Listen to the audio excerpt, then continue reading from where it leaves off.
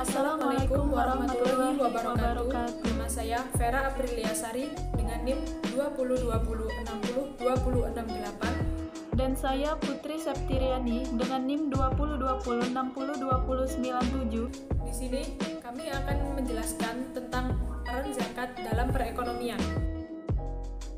Zakat adalah sejumlah harta yang wajib dikeluarkan oleh umat muslim untuk diberikan kepada golongan yang berhak menerima seperti fakir, miskin, dan semacamnya sesuai dengan yang telah ditetapkan oleh syariat. Zakat merupakan rukun Islam yang keempat dan merupakan salah satu unsur dalam menegakkan syariat Islam. Ayat tentang zakat terdapat pada Al-Quran surat At-Taubah ayat 60 yang berbunyi A'udzubillahi minasyaitonirrajim Bismillahirrahmanirrahim Innamas shadaqatu lil fuqara'i wal masakini wal amilina wa 'alaiha wal mu'allafati qulubuhum wa fir riqabi wal gharimina wa fi sabilillahi wa ibnis sabil faridatan minallah wallahu alimun hakim. Shadaqallahul azim. Artinya, sesungguhnya zakat itu hanyalah orang-orang fakir, orang miskin, amil zakat yang dilunakkan hatinya atau mu'alaf untuk memerdekakan hamba sahaya, untuk membebaskan orang yang berhutang, untuk jalan Allah, dan untuk orang yang sedang dalam perjalanan sebagai kewajiban Allah, maka Allah mengetahui maha bijaksana. Ada dua macam zakat. Yang pertama, zakat fitrah. Zakat fitrah adalah zakat yang dikeluarkan umat muslim saat menjelang hari raya Idul Fitri atau pada saat bulan Ramadan. Zakat fitrah yang dibayar setara dengan 3,5 liter atau 2,5 kg makanan pokok dari daerah yang bersangkutan. Karena di Indonesia makanan pokoknya adalah nasi, maka zakat yang dapat dibayarkan berupa beras. Yang kedua yaitu zakat mal. Zakat mal adalah zakat penghasilan seperti hasil peternakan, pertanian, perniagaan, pertambangan, emas, dan perak. Masing-masing jenis penghasilan memiliki perhitungannya masing-masing. Zakat mal yaitu 2,5% dikali jumlah harta yang tersimpan selama 1 tahun. Nisab zakat mal 85 kali harga emas pasaran per gram. Menurut kaidah Islam ada 8 golongan yang berhak menerima zakat. Yang pertama, fakir. Fakir adalah golongan orang yang tidak memiliki apapun sehingga tidak mampu untuk memenuhi kebutuhan pokok hidupnya. Yang kedua, miskin, yaitu golongan orang yang memiliki sedikit harta tetapi tidak mampu untuk memenuhi kebutuhan dasar hidupnya. Yang ketiga, amil, yaitu orang yang mengumpulkan dan membagikan zakat. Yang keempat, mu'alaf, yaitu orang yang baru masuk atau baru memeluk agama Islam dan membutuhkan bantuan untuk menyesuaikan dirinya dengan keadaan yang baru. Yang kelima, hamba sahaya, yaitu orang yang ingin memerdekakan dirinya. 6 garimin, yaitu orang yang berhutang untuk memenuhi kebutuhan hidupnya tetapi tidak mampu untuk membayarkan hutangnya. Yang ketujuh, fisabilillah, yaitu orang yang berjuang di jalan Allah.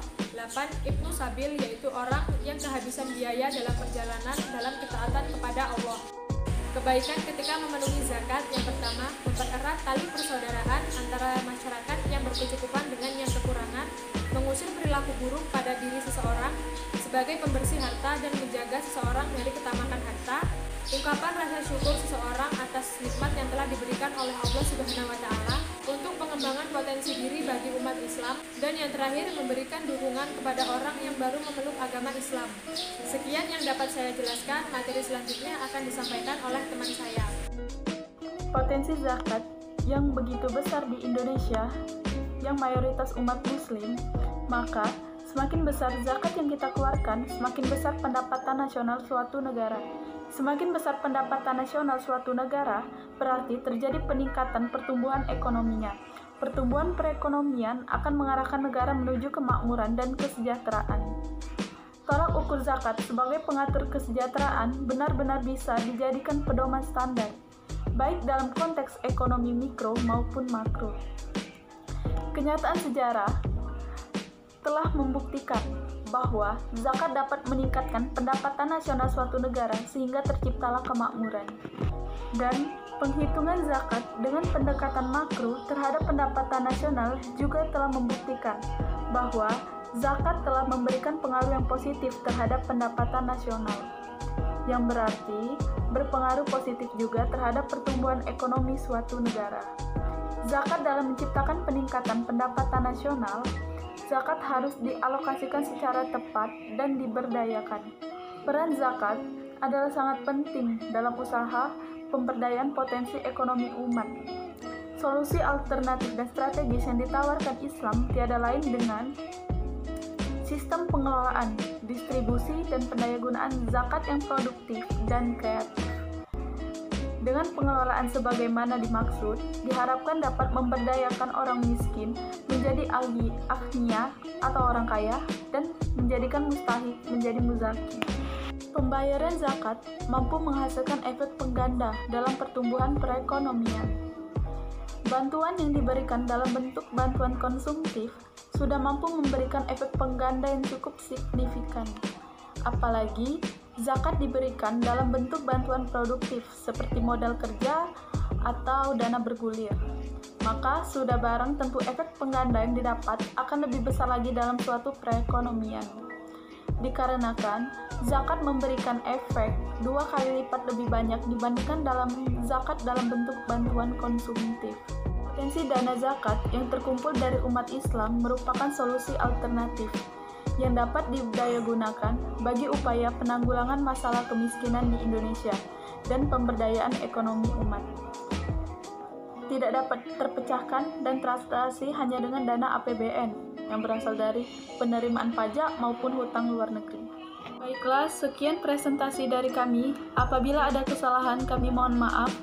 Kepada Allah kami mohon ampun. Wabillahi taufiq wal hidayah. Wassalamualaikum warahmatullahi wabarakatuh.